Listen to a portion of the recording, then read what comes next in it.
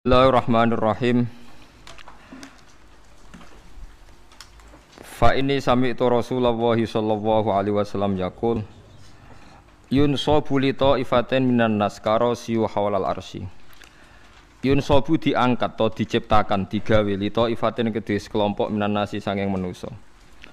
Apa sing diangkat karasiyu apa pira-pira kursi singgasana hawlal arsy ana ing seputar aras yaumul kiamat ing dalam dina kiamat. Wujuhum utawi wajahe ta'ifatun minan nas iku kal qamar iku dene rembulan Lailatul Badri ana ing malam purnama. Yafza'u padha kaget sapa annasu manusa wa hum halate ta'ifatun minan nas la yafza'una ora padha kaget sapa ta'ifah. Wa yakhafulan padha kuwatir sapa annasu manusa wa hum halate ta'ifah tiang-tiang saya iku la yakhafun ora padha kuwatir. Wa hum ta'ifatun sing ngaten iki wau auliya Allah iku pira-pira kekasih Allah alladzina la khaufun 'alaihim wa la hum yahzanun sing boten nate wedi boten nate susah. Faqila man haula ya Rasulullah, man iku sinten haula ite mengkon-mengkono kabeh ya Rasulullah. Faqala mengko dawuh sapa nabi hum utawi haula iku al mutahabuna iku wong sing saling seneng kabeh, saling seneng ning kancane utawa ning gurune ning keluargane fillahi ing dalam Allah taala. Wa rawahu lan riwayat hadis sapa Abu Hurairah radhiyallahu anhu wa qala fihi inna haulal arsy. Sak temene ana ing seputar aras mana biru te ana pira-pira mimbar podium niku minurin saking nur. Alaiha kang kuwi ngatasé manabir kaum te kaum libasung kang te pakaiane kaum nurun iku cahaya wa ujum te wajahe kaum iku nurun iku cahaya. Laisu ora ana sapa kabeh bi anbiya lan nabi wala syuhada lan pira-pira wong sing mati syahid. Mereka itu bukan nabi, bukan mati syahid. Tapi yakhbituhum iku ngepingini, maksudnya sederajat hum ing kabeh sapa nabiun pira-pira nabi wa syuhada. Artinya orang-orang itu ndak nabi tapi derajate jeng ben bareng nabi. Faqalu ya Rasulullah sifhum lana. Sif kula aturi nyifati panjenengan ing wong akeh lan kedhi kita. Faqala hum al mutahabuna fillah. Hum ta kabeh al mutahabuna sing saling seneng kabeh fillahi ing dalam Allah. Wong-wong sing seneng Allah banget, kekancan faktore seneng Allah, wal mutajalisuna lan sungking lungguh-lungguhan kabeh. Berteman duduk, berteman jagongan kabeh fillahi ing dalam Allah. Wal mutazawiruna lan saling ziarah, saling tilik, nggih saling ketemu ya fillahi ing dalam Allah. Dados niki kula namung maos niki jenengan kitab niki hadiah nggih jenengan beto mawon. Mungkin seumur-umur maca nggih niki wonten ajaran nggih terus. Nggih ora kok terus sampai mati nggih mboten nggih mesti mati nggih kapan-kapan nggih mati nggih biasa. Tapi kula niku wingi-wingi jen kepikiran nggih kula kepikiran supados saya ngaji itu kan mulai 2004. Cuma sing ngaji teng mriki terbuka mulai 2005 pinten. Jelas niki tajdidun niat bahwa pertemanan kula jenengan niku kabeh napa fillah. Insyaallah nak pertemanan niki fillah njeng ben jenengan diberi satu mimbar yang semuanya serba nur. Itu nggih niku tiang-tiang sing kekancan krana napa Allah. Mun ajenengan ngandel kula, kekancan krana Allah iku mboten kudu sedekah teng kula, hormat kula mboten. Misale sing seneng sedekah nggih angsal. Sing mboten seneng nggih angsal nak pertimbangane Islam. Misale timbang dhuwit tak kena Gus Bak wis sugih tak kena bojoku wae sing melarat. Itu nggih Islami, paham nggih? Paham nggih? Niku nggih napa? Islami. Sementing aja krana medhit. Dhuwit tak kena Gus Bak iman, tak kena bojo iman, tak kena anak iman, tak kena mbah iman. Itu bodoh nanti pun keliru banget. Ini penting kalau aturaken kalau akhir-akhir ini sering nopo guys, sering ngipi, sering pancen susah. Kulo nganti sakniki susah kulo teng donya ku sitok nggih. Maksiat itu menciptakan ekonomi. Jadi kulo niku seneng ibadah teng donya namung haji. Mboten seneng haji, seneng sistem ibadah haji. Niki logikanya gini nggih. Misalnya ada doli sebelum ditutup. Kalau ada komplek prostitusi itu artinya kan transaksi seksnya juga bayar. Nanti di seputar situ ono bakul mie. Mungkin taksi malam-malam yang nganterkan hidung belang. Nanti mungkin seputar situ juga laris. Macam-macam. Makanya itu yang diwawancarai di Keramat Tungkak dulu di Jakarta itu lucu. Ada bakul mie itu orangnya soleh. Dia ya tidak pernah zina, ya tidak pernah apa-apa. Tapi dia bakul mie seputar situ. Ketika ditutup ditanya, kamu susah? Ya susah sekarang sepi. Itu kan lucu. Jadi Jadi jangan kira Anda yang tidak berzina itu terus tidak memberi kontribusi. Mungkin kita supir taksi atau supir becak. Paham ya? Mungkin kita punya warung seputar situ yang larisi ya orang-orang yang mau ke situ. Jadi sing iso nandingi niku namung haji. Haji itu satu-satunya ibadah sing iso nandingi gemerlap ibadah maksiat. Orang datang ke Las Vegas itu hanya berapa? Yang datang ke Hollywood hanya berapa? Tapi kalau yang datang di haji itu melibatkan ada hotel, ada catering, uangnya triliunan. Yang dikorupsi di Indonesia saja napa? Triliun. Artinya satu ibadah yang ibadah tapi nyiptakno napa? Ekonomi. Selama ini ekonomi itu masih kalah dengan maksiat. Ayo penjualan tasbih mbek kondom kathah pundi. Yang bisa nandingi itu hanya napa? Haji. Bahkan saya diceritani teman-teman itu yang hidup, yang sekolah di Italia itu.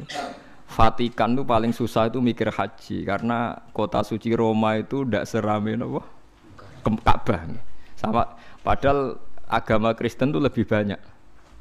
Artinya orang Kristen lebih banyak, lebih mapan. Tapi kok tetap rame Ka'bah guys, soalnya Ka'bah kok rame Ka'bah. Itu udah hanya musim haji.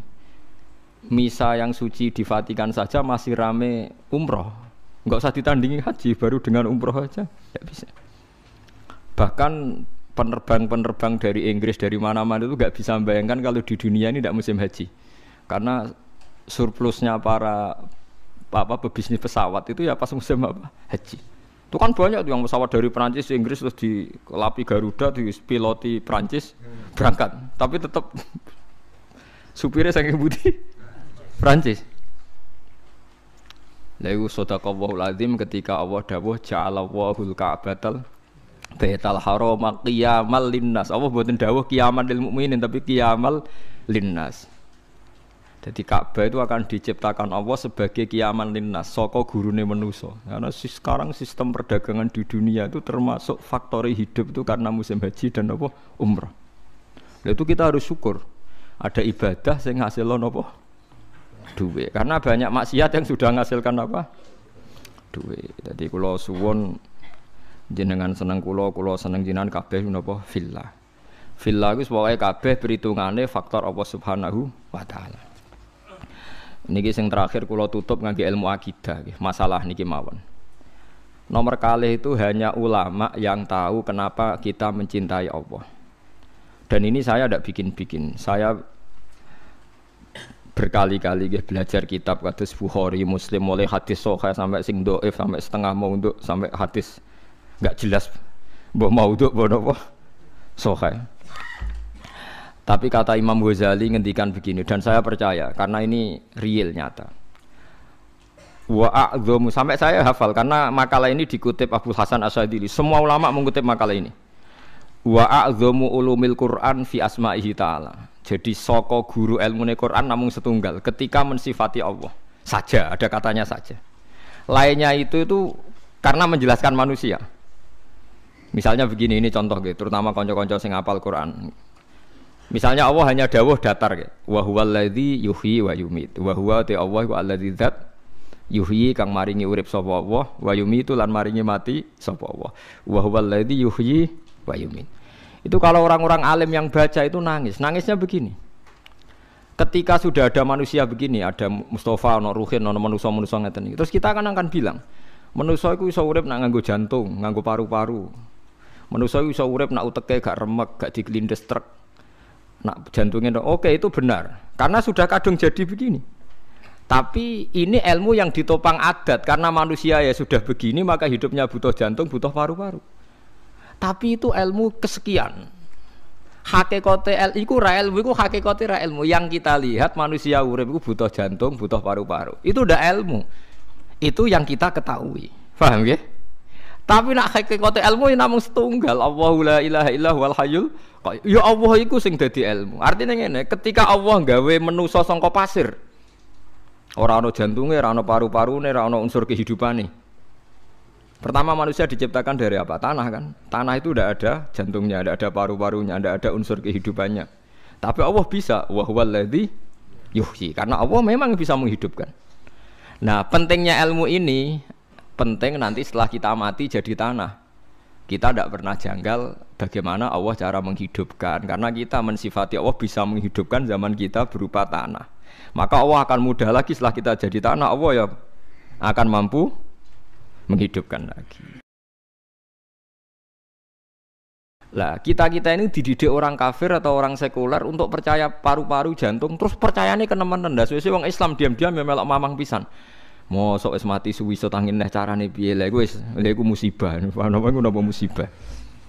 Lah saya itu berkenalan dengan jenengan hanya punya kepentingan itu supaya iman-iman yang faktor Allah itu hidup lagi. Ya iman-iman yang faktor Allah napa hidup lagi. Kita bilang kalau kita tidak makan mati itu yang kita ketahui, tapi itu udah ilmu. Kita nggak akan ngomong bisa hidup itu dengan paru-paru jantung itu yang kita ketahui, tapi itu tidak ilmu. Yang benar-benar ilmu kayak wa huwallazi yuhyi wa yumiit. Paham sih kalau maksudnya?